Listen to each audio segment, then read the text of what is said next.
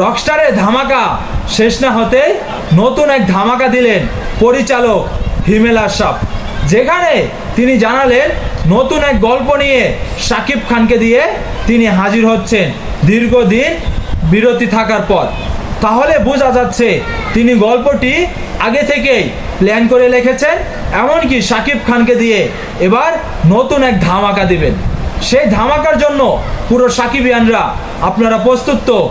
যেখানে আলফায় যুক্ত হয়েছে শাকিব খানের এই নতুন সিনেমা, এমনকি নতুন প্রজেক্টে এই ছবিটি একটি ভয়ঙ্কর এক গল্প নিয়ে তৈরি করতে যাচ্ছে পরিচালক হিমেল আশরাফ। আর যেখানে এই গল্পটি কখনোই আমরা শুনতে পারিনি, শুধুমাত্র শাকিব খানকে দিয়ে তিনি এই সিনেমাটি তৈরি করাবে। আর সবচেয়ে বড় বিষয় হলো এই সিনেমাটি কোনো ঈদে রিলিজ দেবে না, ঈদ ছাড়া এই ছবিটি রিলিজ দেওয়া হবে।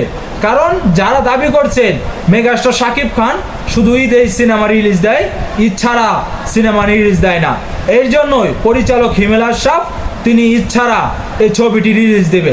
আপনাদের মতামত কি অবশ্যই কমেন্ট বক্সে জানাবেন। এমনকি এই সিনেমা নিয়ে আপনাদের কতটুকু প্রত্যাশা তা ভিডিওটি কমেন্ট বক্সে জানাবেন। এমনকি শাকিব খানে আমি চাই এই ছবিটি দিয়ে মেগাস্টার শাকিব খানের যত ইতিহাস এমনকি যত রেকর্ড আছে হিমেল আশরাফ আবারও ভেঙে দিবেন।